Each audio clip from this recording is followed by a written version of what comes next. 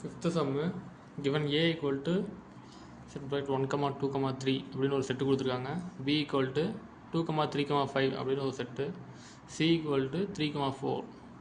D equal to 1, 3, 5 அப்படின்னு ஒரு set. இதில் வந்து right hand side left hand side equal to right hand சைடுன்னு சொல்லி இது உண்மையானு சொல்லி கேட்டிருக்காங்க. இஸ் இட் ட்ரூ அப்படின்னு சொல்லிட்டு ஃபஸ்ட்டு ஏ இன்டர்செக்ஷன் சி எப்படி எடுத்து கண்டிஷன் அப்படி எடுத்து எழுதிக்கோங்க. ஏ இன்டர்செக்ஷன் ஏபி எடுத்து எழுதலாம் சரி கிவன் சொல்லிட்டு நான் டைரெக்டாக சம்முக்குள்ளே போய்க்கிறேன். A intersection C equal to A இது சி. ஏலையும் சிலையும் காமனாக என்னென்ன எலமெண்ட் இருக்குது? ஏல சிலையும் ரெண்டுலேயும் காமனாக என்னென்ன எலமெண்ட் இருக்குது? 1 இருக்கா? இல்லை. 2 இருக்கா? இல்லை. 3 இருக்குது. 3 ஏலையும் சிலையும் 3 மட்டும்தான் வந்து காமனாக இருக்குது.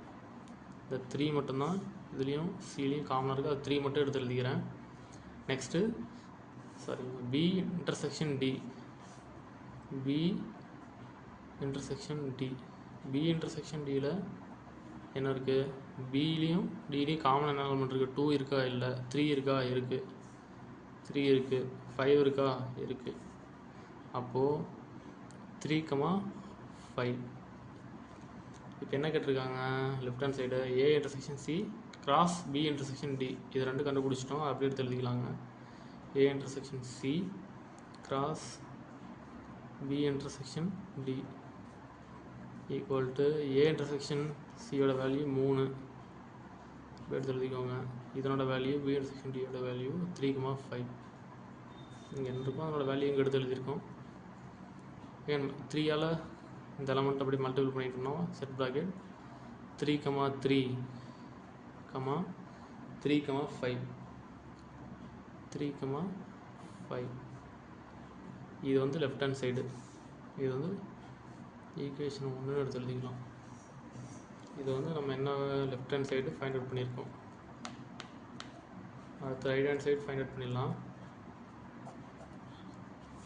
ரைட் ஹேண்ட் சைடு என்ன இருக்குது? A cross B. A cross B. ஏயோட வேல்யூ அப்படி எடுத்து எழுதுங்க. 1, 2, 3 கிராஸ் பியோட வேல்யூ என்ன இருக்குது?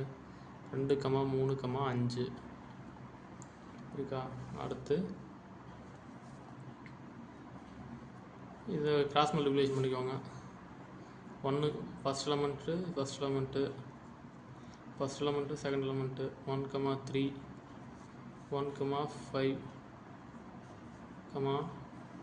Second element first element 1, 2 second element 2 தானே இருக்குது. 2, 3 2, 5. அடுத்த தேர்ட் எலமெண்ட்டு 3 இருக்கா? 3, 2 3, 3, 5 க்ளோஸ் பண்ணிக்கலாம். நெக்ஸ்ட் என்ன கேட்டிருக்காங்க? C cross C cross D. C cross டியா? சி கிராஸ் டி நம்ம சி கிராஸ் டி. சியோட வேல்யூ என்ன எடுத்துறதுங்க? 3, 4 கிராஸ் டியோட வேல்யூ 1, 3, 5 1, 3, 5 ஈக்குவல் டு இதை கிராஸ் மல்டிப்ளிகேஷன் பண்ணிக்கோங்க. 3, 1 3, 1 3, 3 again பண்ணோம்னா 3, 5. அடுத்து செகண்ட் எலமெண்ட்டு ஃபஸ்ட் எலமெண்ட் பண்ணிக்கலாம். 4, 1 4, 3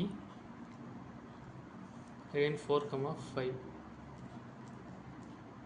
க்ளோசிங் பண்ணிக்கலாம். இது வந்து A cross B C cross D கண்டுபிடிச்சாச்சு. இதில் வந்து இன்டர்செக்ஷன் போடணும். A cross B intersection of C cross D. இதில் காமனாக என்னென்ன இருக்கோ அதுதான். ஏ கிராஸ் பியில் இதுதான் ஏ கிராஸ் பி. இதுலேயும் என்னென்ன காமனாக இருக்குது? 1, 1லேருந்து எதுவும் இல்லை. 3ல் தான் ஸ்டார்ட் ஆகுது. இது 3ல் பார்த்தோம்னா 3, 1 3,1 இல்லை அதில் 3,3 இருக்குது. அகெயின் 3,5 இருக்குது. 2 எலமெண்ட்ஸ் தான் இருக்குது. 3,3 3,5. இது equation 2. அதாவது இந்த ஒன்று வந்து 3,3 3,5 இருக்குது. இது வந்து left hand side find out பண்ணியிருக்கோம். அதே மாதிரி right hand side find out பண்ணதும் அதே தானே வருது. அப்போது therefore 1 and 2 என்ன தெரியுது, ஏ